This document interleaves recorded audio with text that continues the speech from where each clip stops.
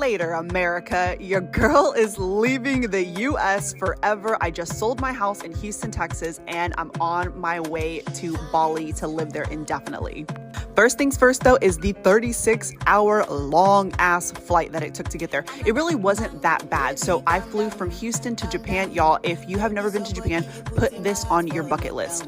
Then I ended up getting on Nippon Airways. Look at how much space. Like, the seats reclined back a little bit more. The food was really good. The air staff was beautiful, very helpful. But at this point, I had been flying for like almost 13, 14 hours and I was exhausted. So once I arrived to Bangkok, from Japan to Bangkok, I ended up getting this little like airport hotel. It was about $100 for 8 hours, but it really wasn't that bad. And I really needed rest and food and nourishment and a shower, you guys. Because after that long of flying, your girl was starting to smell a little funky. Look how happy I am after my shower. I felt so fresh and so clean. I flew from Bangkok into Denpasar, Bali, and finally I am home. Your girl is home. This is the villa that I'll be staying at for the next couple weeks just to get situated. I believe I paid like $45 a night for it. And of course, I'm looking forward to all the spirituality, to all of the yoga sessions. And you guys, I'm so happy to be here. I finally feel at peace and at home here in Bali. So definitely give your girl a follow and follow my journey. But I just got a new job in Dubai that pays 250 grand. That's crazy good. Congratulations. Thank you. I'm so happy. And the best part is I don't have to pay taxes anymore. What do you mean?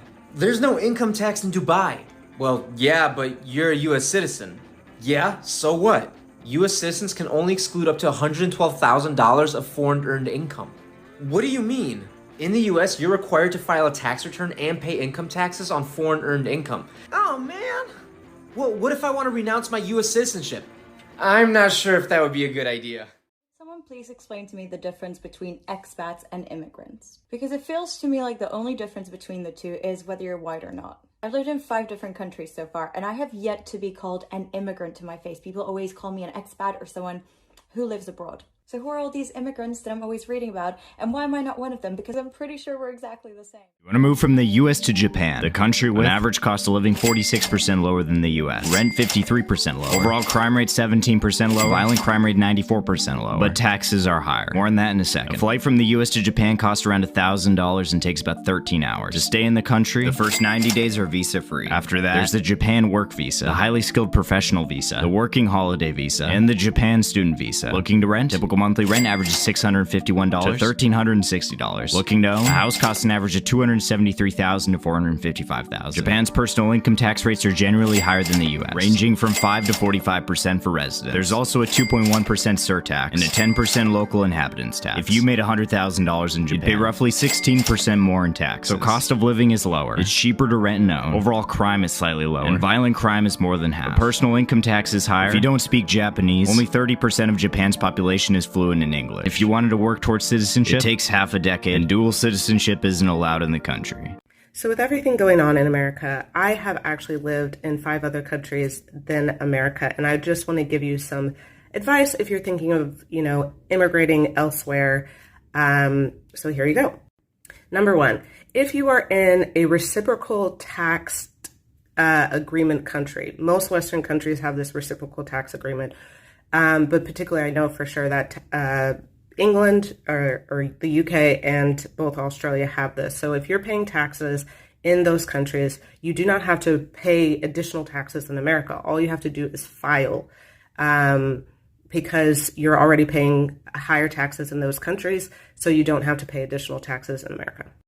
Medical care. You do have to, if you are moving to a country, I moved to France in 2020, but you do have to pay medical care. When I was working in the UK and in Australia, I did have to pay medical care as well because in Australia, particularly, Americans don't have access to the Medicare system. We just don't have the reciprocal agreement because you have to pay for medical care in America, so there's no reciprocity there. So you do have to pay for medical care, but in Australia, I paid 250 Aussie dollars, which is approximately something like 300 US. But my medical care was amazing. Plus, you get benefits if you, say, exercise or work out. You get like discounts on your gym membership. You get acupuncture covered. I think I had to pay like a portion of my acupuncture. And you get like a naturopath and more natural. They're very big on like healthy living, so you get a lot of incentive to live healthily.